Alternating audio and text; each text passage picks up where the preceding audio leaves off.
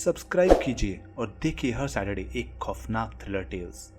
Bell icon press करना ना भूलिएगा। हाय फ्रेंड्स, आज की हमारी कहानी है बेबी सिटर की।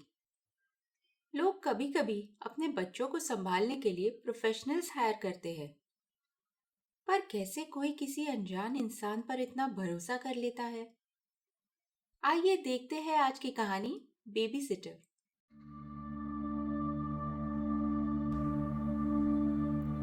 हाय, मेरा नाम अनु है। मैं 13 साल की हूँ।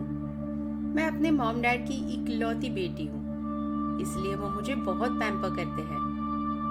वो लोग जब भी बाहर जाते हैं तो उनको मेरी चिंता होती है। यूं तो मैंने हमेशा कहा है कि मैं अकेली रह सकती हूँ, पर वो मेरा ख्याल रखने के लिए बेबी सिटर रख जाते हैं।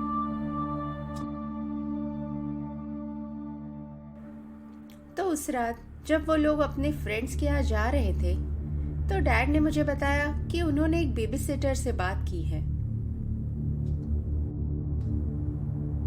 मैं अपने कमरे में टीवी देख रही थी, तभी बेल बजी। मुझे लगा ये जरूर बेबी सिटर होगी, तो मैंने भी बिना चेक किए डोर ओपन कर दिया। पर सामने एक लंबे चौड़े आदमी को देख के मैं थोड़ा डर गई।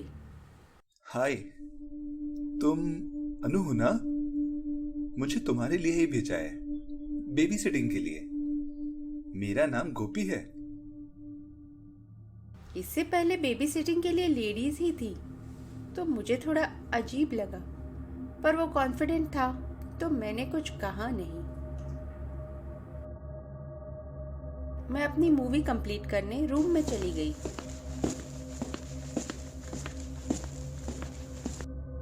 मैं मूवी देख रही थी, पर अचानक मैंने महसूस किया कि जैसे रूम के बाहर घर की लाइट्स बंद हो रही थी।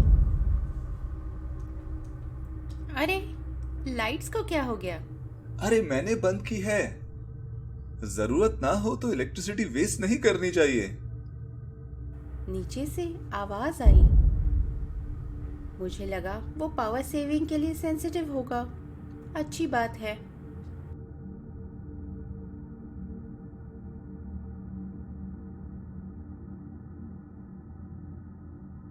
मेरी मूवी खत्म होने के बाद मैं नीचे गई तो अंधेरा था, पर डाइनिंग टेबल पर कैंडल्स लगे थे और खाना तैयार था।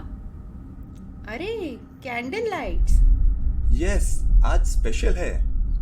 हम चुपचाप खाना खा रहे थे, पर मुझे थोड़ा ऑकवर्ड लगा क्योंकि वो मेरी तरफ घूर रहा था। शायद देख रहा होगा। आई इग्नोर्ड।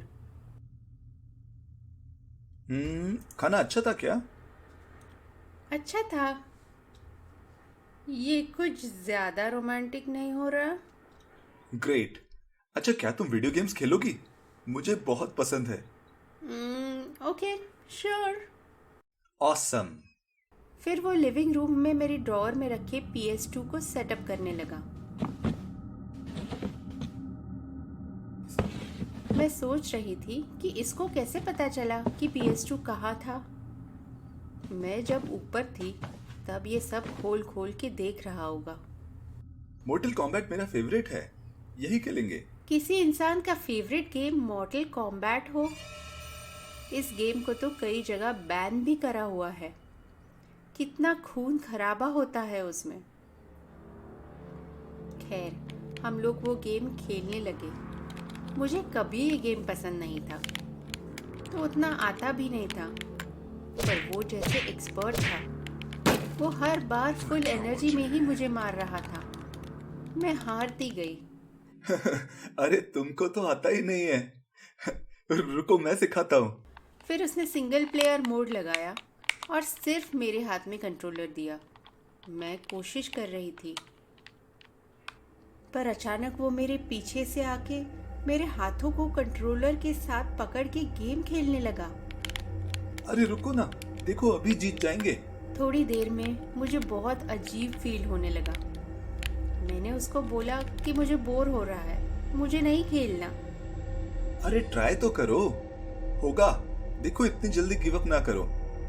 मैं वहां से उठने लगी। तभी मुझे बाहर बैकयार्ड से कुछ हलचल जैसी लगी। ऐसा लगा जैसे कोई हो। मैं देखने जा रही थी कि तभी अनु, रुको, मैं देखता हूँ। फिर उसने मुझे रोका और पीछे की तरफ खिड़की पर जाके धीरे से पर्दा हटा के देखने लगा। फिर फौरन वापस पलट के बोला, अरे कुछ नहीं है, बिल्ली है, तुम टेंशन मत लो। अच्छा, समय हो गया है, पापा ने कहा था 10 बजे से पहले सुला देना, तो टाइम आप अभी सोना होगा। ओके? इट्स ओके, मैं सो जाऊंगी। मैं पीछे देखना चाहती थी। मुझे लगा पीछे कोई है, पर फिर उसके होते हुए देख भी नहीं पाई। फिर मैं अपने कमरे में जाने लगी।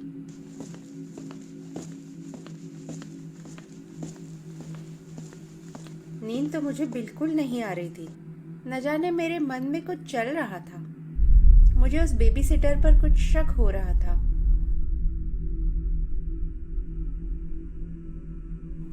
मैं अपने कमरे में आके बेड पर लेट गई और कुछ सोच रही थी। तभी अचानक मुझे फुटस्टेप्स की आवाज आई। वो ऊपर क्यों आ रहा है? अब मुझे और डर लगने लगा। मैंने अपने इधर उधर देखा तो मेरी नज़र मेरी बेसबॉल बैट पर पड़ी। मैंने उसे उठा के अपने बेड के पास में रख लिया। आई न्यू गोपी ऊपर आ रहा है। हाँ, क्या अनु बच पाएगी? घर के बाहर खिड़की पे कौन था? इन सब सवालों के जवाब के लिए थोड़ा सा इंतजार। अगले सैटरडे इस कहानी के अगले भाग के साथ आपसे फिर मिलूंगी। बच्चों पे क्राइम के ऊपर मेरी एक और स्टोरी है, रायन मर्डर केस। सच्ची घटना पर बेस्ड ये स्टोरी आपको पसंद आएगी। कैसे एक बड़े बच्चे ने एक छोटे बच्चे का स्कूल में खून कर दिया था, वो जरूर देख लीजिए। उस दिन क्लास में टीचर नहीं थी और क्योंकि मैं क्लास मॉनिटर हूँ, मैं क्लास को माइंड कर रहा था। तभी एक डेस्क से एक पेंसिल नीचे गिरी। वो डेस्क खाली थी। मैंने वो पेंसिल उठा के वापस डेस्क पर रख दी। तभी मुझे आवाज़ आई, thank you. You are welcome. ऐसे बोल के मैं आगे गया, पर तभी मुझे रियलाइज हुआ कि वहाँ पे तो कोई था ही नहीं। और फिर मिलती हूँ नेक्स्ट वीक। तब तक के लिए कीप वॉचिंग थ्रिलर टेल्स।